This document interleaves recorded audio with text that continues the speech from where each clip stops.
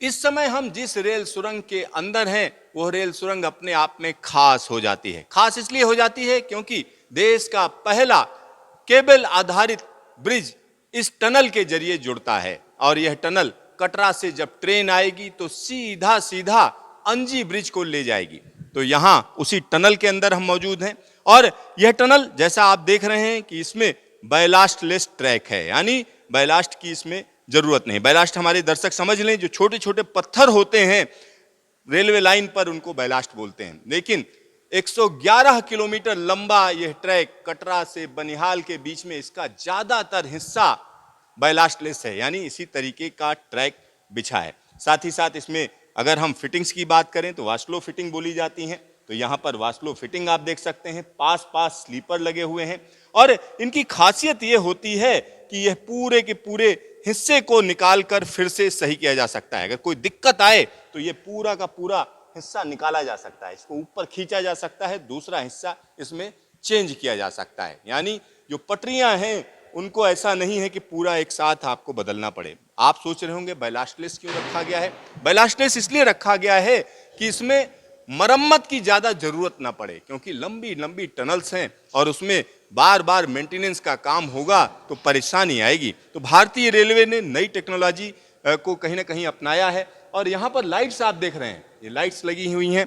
ये लाइट्स, इनकी खासियत ये है कि ट्रेन के अंदर की अगर हम बात करेंगे तो ट्रेन के अंदर यहाँ पर जब ट्रेन अंदर आएगी तो ये लाइट्स जलती हुई चली जाएंगी। इसमें सेंसर्स लगाए जाएंगे, जैसे जैसे ट्रेन आगे बढ़ेगी वैसे वैसे लाइट जलती जाएंगी। जैसे जैसे ट्रेन निकल जाएगी तो टनल के अंदर हम कह सकते हैं जो लाइट है वो बुझती चली जाएंगी। एक और चीज यहाँ पर दिखाना चाहते हैं, जितनी भी टनल्स हैं, जितनी सुरंगें हैं, सब में सीसीटीवी लगा हुआ है, यानी चप्पे चप्पे पर नजर रहेगी, क्योंकि यह इलाका पहाड़ी इलाका है और साथ ही साथ यहाँ पर तमाम तरह के खतरे हैं जिनके मद्देनजर इस टनल के चप्पे चप्पे पर नजर रखी जाएगी।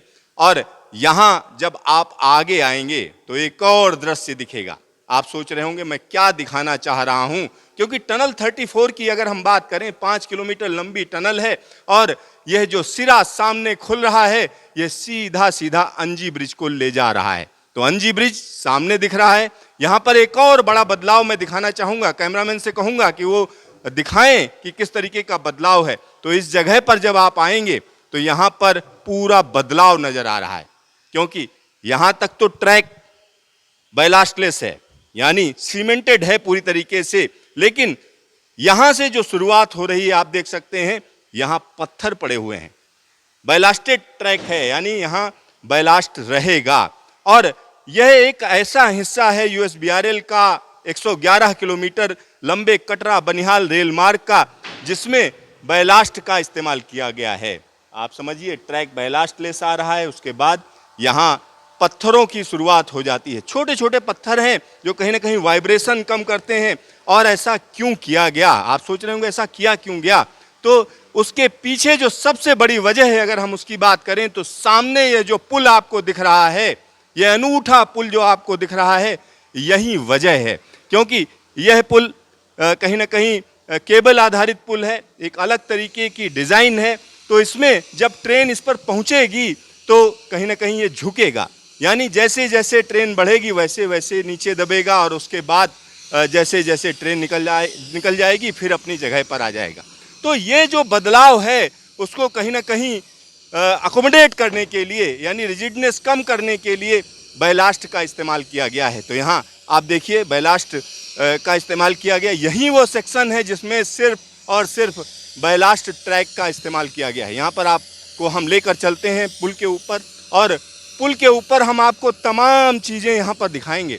तो यहाँ आप देखिए यह जो पुल है अपने आप में अनूठा है। कई बार हम आपको यहाँ पर लेकर आए हैं और इस पुल पर अब आपको हम सीधा लेकर चलते हैं। यहाँ काम चल रहा है, अब यह काम पूरी तरीके से अंतिम चरण में है और रियासी से कटरा के बीच में कहीं ना कहीं यह रास्ता एक अलग तरीके का रास्ता नजर आएगा और यह पूरा हिस्सा हम आपको दिखा रहे हैं। और एक और चीज़ हम आपको यहाँ पर बताना चाहेंगे, जैसे ही पुल पर ट्रेन पहुँचेगी आप देखिए कि किस तरीके से यह अलग हो जाता है। यहाँ पर देखिए काम चल रहा है और इस जगह की अगर हम बात करें तो आपको हम दिखाना चाह रहे हैं, यह केबल आधारित पुल है।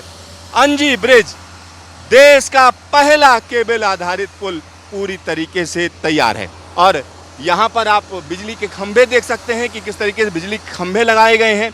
साथ ही साथ इस पुल की एक और बड़ी खासियत है, यह पुल ऐसा पुल है जिसमें एक तरफ तो ट्रेन चलेगी, पास में ही यहाँ पर गाड़ियाँ चलाई जा सकती हैं। यानी एक रास्ता कहीं ना कहीं ये रहेगा जिसका इस्तेमाल तमाम लोग कर सकते हैं।